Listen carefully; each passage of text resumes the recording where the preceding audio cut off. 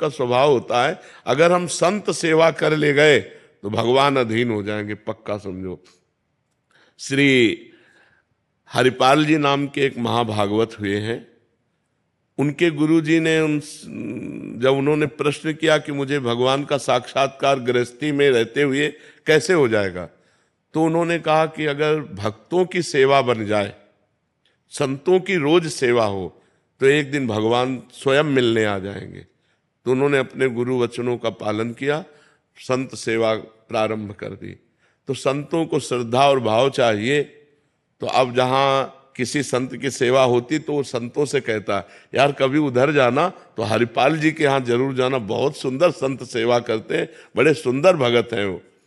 अब वहां संतों की मंडलियां आने लगी, अर्थ सीमित था, धीरे धीरे सब संत सेवा में, यहां तक हालत हो गई कि अब संत आए तो अब उनका भोजन प्रसाद कैसे हो। तो उन्होंने विचार किया कि अब मैं चोरी करूंगा। जंगल का रास्ता था तो खड़े हो जाते, और जो निकलता तो मारते नहीं थे पर दूर से भाला दे, अगर कंठी तिलक है तो नहीं, और रामकृष्ण बोल दिया तो नहीं, अरे राम, तो फिर नहीं, फिर जाओ, फिर चोरी। वो जो रामकृष्ण न बोले और जिसके कंठी तिलक न हो, और विचार किया कि उसका भी मंगल हो जाएगा, तो रुपया 2 रुपया 4 रुपया जो मिलता उससे जाके अन्न लाते और संत को पवाते। अब ये धीरे धीरे प्रचार प्रसार हो गया कि अगर राम बोल दे, अगर गले में कंठी हो तो इधर चोरी नहीं होगी, नहीं तो चोर सब चुरा लेते हैं। तो अब वो जो निकले उस रास्ते से तो राम ही राम कहते निकले। अब चोरी वाला भी काम खत्म। अब संत वहां, तो एक दिन वो बहुत अंदर से विचार किए कि क्या करूं। गांव के बाहर बैठे, अब जो निकले वहां से राम राम राम, क्योंकि पता है इस गली में चोर लगते। तो अब वो बैठे विचार, अगर आज मुझे कुछ ना मिला, हमारे संत भगवान भूखे चले जाएंगे तो हमारा वर्षों का नियम टूट जाएगा। भगवान का चिंतन कर रहे थे। द्वारिकाधीश भगवान सजने लगे, ये हार, ये करधनी, ये बाजूबंद, सब स्वर्ण आभूषण। रुक्मिणी जी ने कहा, प्रभु आज कहीं जा रहे हो क्या? बोले एक विचित्र भक्त है, उसके दर्शन देने जा रहे हैं। तो कहा, प्रभु हम भी चलेंगे आपको। बोले जरूर चलो, पर पूरा श्रृंगार कर लो। रुक्मिणी जी ने भी पूरा श्रृंगार, भक्तमाल जी में चरित्र है, पूरा श्रृंगार किया रुक्मिणी जी ने भी। पर कहा, देखो नाराज मत होना, हमारा भक्त विचित्र है, और कोई भागवतिक चिन्ह नहीं, कोई तिलक नहीं, कोई कंठी नहीं, और परस्पर व्यापार की चर्चा करनी है। रुक्मिणी जी ने कहा, ऐसा कौन भक्त की भगवान की चर्चा नहीं कर ली, तो कंठी तिलक नहीं, कोई भागवतिक चिन्ह नहीं, बस सांसारिक वार्ता करनी। जो ही झनन भनन करके भगवान प्रकट हुए रुक्मिणी जी के। हरिपाल जी ने देखा, इतना धनी, आज तक ऐसा धनी हमने नहीं देखा, जितने आभूषण, भगवान सेठ रूप में और उनकी पत्नी के रूप में रुक्मिणी जी। हरिपाल जी खड़े हो गए, तो भगवान नजदीक गए और 2 असरफियां दी। वो कहा, हम सुनते हैं इस जंगल में चोर लगता है, आप हमको पार कर दोगे? अरे बोले, भाग्य खुल गए, हम तो पार ही कर देंगे। तो उन्होंने सोचा ये तो बहुत अच्छा हुआ, 2 असरफी पहले मिल गई और सारे आभूषण रास्ते में उतरवा लेंगे इनसे। बीच रास्ते में जब जंगल में पहुंचे तो भाला उठाया और भगवान की तरफ किया, कहा सारे आभूषण उतारो। भगवान तो आए थे उतारने के लिए, संत सेवा के लिए, देने के लिए। रुक्मिणी जी से, रुक्मिणी जी का सुदर्शन चक्र को याद करो।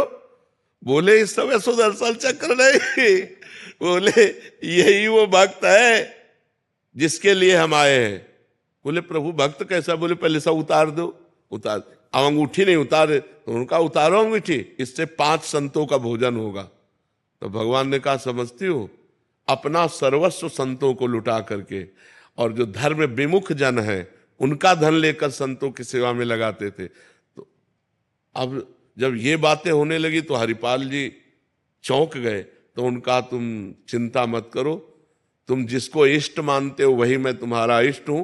भगवान ने अपने स्वरूप का साक्षात्कार कराया और कहा, यह आभूषण ले जाओ, कुल परंपरागत लक्ष्मी बढ़ती रहेगी, अब घटेगी नहीं, खूब संत सेवा करो। तो गृहस्थी में यदि संत सेवा हो जाए तो भगवान चलकर आकर दर्शन देंगे किसी न किसी रूप में, इसमें कोई संशय नहीं। पर है कठिन, है कठिन। इसलिए कठिन है कि अलग अलग भावों के संत हैं, अलग अलग उनका स्वरूप व्यवहार है। अगर हम क्षमा करते रहें उनके व्यवहार को और उनकी भगवत भाव से सेवा करें तो संत सेवा मात्र से भगवत प्राप्ति निश्चित, इसमें कोई संशय नहीं है। अदहु सोच विचार के गई भक्तन पद ओट, हरि कृपाल सब पाछली क्षमिहे तेरी खोट। आज जो हम संत बने बैठे हैं इसमें संतों की ही कृपा है। हमारे घर में संत जन जाते रहते थे, उनकी जूठन मिलती थी, उनका चरणामृत मिलता था, तो संतों की कृपा हो जाए तो संत बना दे, तो संत के वेश में इस मार्ग में चल पड़े। संतों का चरणामृत तो संतों की जूठन से ही ये शरीर भगवत मार्ग में बचपन से चला है। क्योंकि बचपन में संत घर जाते थे तो उनका जूठन खाने को मिलता, उनका चरणामृत मिलता, उनका वचनामृत मिलता। तो यही निश्चय हो गया कि जीवन में सत्य विषय एकमात्र भगवान है, भगवान को प्राप्त कर लेना ही जीवन का परम लाभ है। निकल पड़ी यात्रा। 13 वर्ष की अवस्था से इस मार्ग में भगवान ने स्वीकार कर लिया। संत कृपा से ही आज तक किसी का भी मंगल हुआ है तो संत कृपा से हुआ।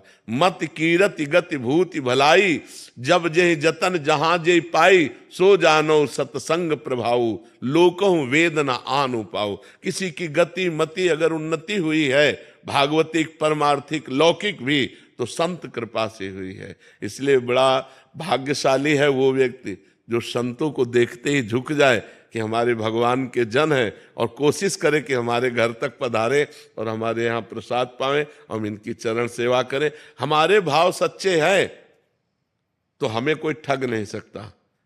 भगवान वो व्यवस्था कृपा शक्ति से करते हैं कि उसके पास वही जाएगा जो सच्चा संत होगा। क्योंकि भाव है ना आपका, तो सर्वांतर्यामी भगवान वो भाव जानते हैं। दंभी पाखंडी मिलाएंगे ही नहीं, वो उन्हीं से मिलाएंगे जो सच्चे संत भगवान के मार्ग के हैं।